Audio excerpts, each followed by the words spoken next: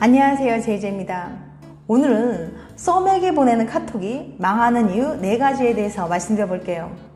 그럼 바로 시작할게요.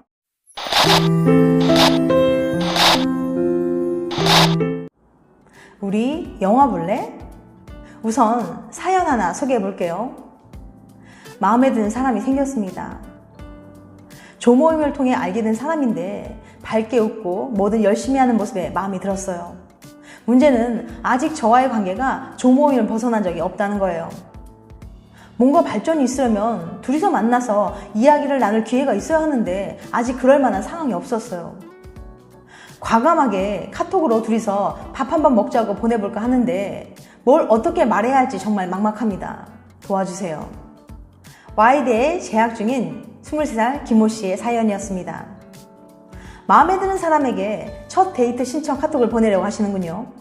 세상에서 가장 쓰기 어려운 카톡이죠. 막 어떻게 써도 다 어색한 것 같고 난 이런 생각밖에 없는 거지? 라는 자괴감이 올려옵니다.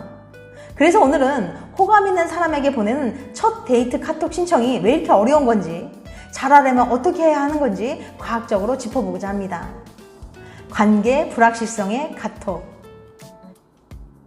일리노이 대학 커뮤니케이션 학과의 리네 로브로크 교수는 애매한 관계에서 데이트 신청을 해야 할 때 보내는 메시지의 특징을 연구했습니다. 실험은 간단합니다. 먼저 노브로크 교수는 248명의 실험 참가자들을 모집한 후 현재 관심 있는 이성과 어떤 관계인지 물어봤습니다. 그 중에는 상대방과 애매한 썸 관계에 놓여 있는 사람들도 있고, 예를 들면 조모임이라든가 대면대면한 직장 동료일 수 있죠. 어느 정도 관계가 진전된 사람들도 있었죠.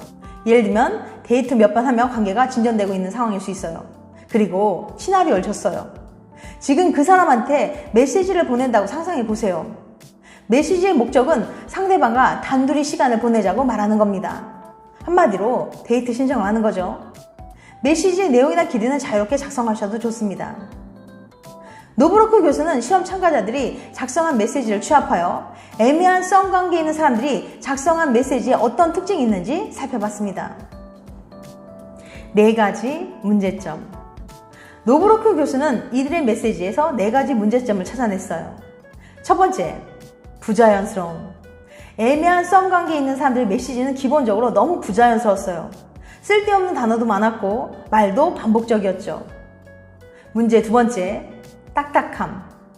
애매한 썸 관계에 있는 사람은 전반적으로 딱딱한 표현을 썼어요. 상대방의 호감을 얻으려면 친근해야 할 텐데 너무 긴장한 나머지 오히려 딱딱하고 정석적인 말이 나왔죠. 문제 3. 불명확함. 애매한 썸 관계에 있는 사람은 상대방의 관계와 관련된 이야기보다는 괜히 날씨나 일, 학업 같은 관계 이외의 이야기를 많이 했어요. 그리고 이게 데이트 신청인 건지, 만나자는 건지 말자는 건지, 그냥 심심한 건지 의도가 분명하겠습니다. 받는 사람 입장에서는 답답할 노릇이죠. 문제 4. 그냥 별로임. 노브로크 교수는 별도의 메시지 평가단을 모집하여 사람들이 작성한 데이트 신청 메시지가 마음에 드는지 점수를 매기도록 했어요. 결정적으로 애매한 썸 관계에 있는 사람들이 쓴 메시지는 다른 걸 떠나서 그냥 별로였어요. 이런 메시지로는 데이트 신청을 해도 성공 확률이 낮을 거라는 평가가 줄을 이뤘죠.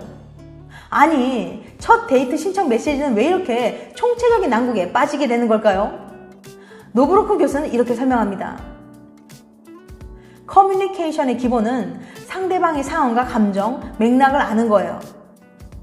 인간은 상대방에 대한 정보가 많으면 많을수록 효과적인 대화를 할 수 있습니다. 하지만 첫 데이트 신청을 하는 상황은 정말 정보가 없는 상황이죠. 상대방이 나에 대해 어떻게 생각하는지, 요즘 바쁜지 안 바쁜지, 이걸 어떻게 받아들일지 등 도무지 아는 게 없으니까요.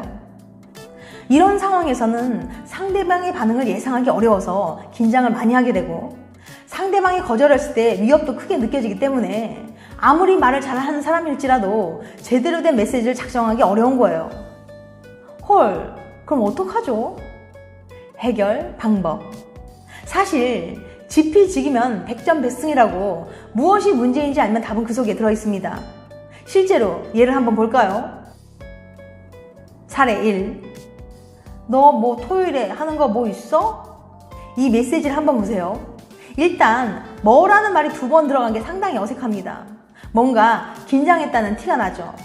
또한 너 뭐 있어? 라는 어감이 조금 딱딱한 느낌이에요. 친근한 느낌이 나지 않아요.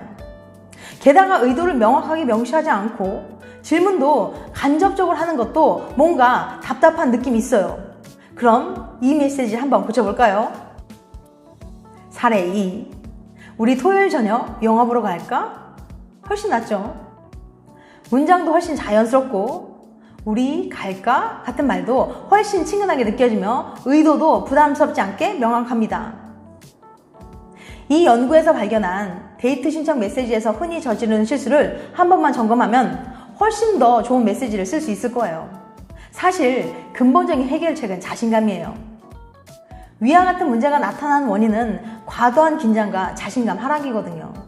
게다가 다른 연구에 따르면 자신감이 없는 경우 메시지 작성이 더 어려워지고 스스로 메시지를 못 썼다고 평가할 가능성이 높아지며 자신감이 더 하락하는 악순환을 겪는다고 합니다. 별로 잃을 게 없다는 심정으로 믿져야 본전이라는 생각으로 자신감을 가지고 편안하게 이야기해보세요. 결국 대화를 하면서 상대방을 편안하게 만드는 가장 좋은 방법은 내가 편안하게 얘기하는 거니까요. 남자는 차별이 심하다. 남자는 여자보다 좋아하는 사람과 관심 없는 사람을 더 심하게 차별합니다. 호감도에 따른 카톡 답장 시간을 살펴보면 여자의 경우 좋아하는 사람에게는 평균 10분, 관심 없는 사람에게는 33분이 걸렸어요. 반면에 남자의 경우에는 좋아하는 사람에게는 평균 9분, 관심 없는 사람에게는 44분이 걸렸죠. 즉, 여자는 좋아하는 사람에게 답장할 때와 전혀 관심 없는 사람에게 답장할 때 답장 시간이 3.3배 정도 차이가 났지만 남자의 경우에는 무려 4.8배나 차이가 난 거예요. 이 말은 바꿔 말하면 남자들은 좋아하는 사람과 카톡을 할 때 평소보다 훨씬 더 신경을 쓴다는 말이죠. 물론 사람들마다 상황이나 성격 등에 따라 달라질 수 있어요. 바쁘거나 카톡 온 걸 확인 못했으면 그냥 답장 늦게 보내는 거 아닌가요? 감정보다 상황이 더 중요한 것 같은데 라고 말이죠. 이런 질문을 하신 분들 계실 것 같아서 이번에는 답장 시간이 얼마나 빨라지는지가 아니라 얼마나 일정하게 했는지를 살펴보겠습니다.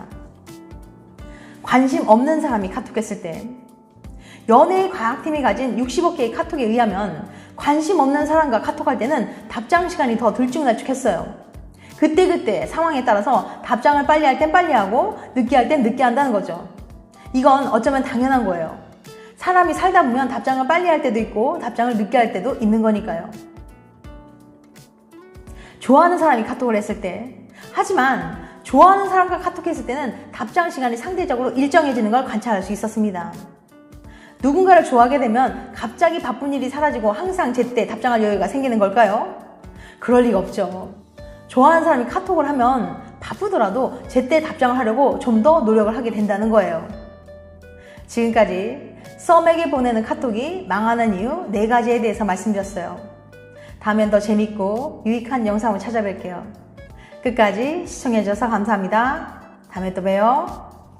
안녕.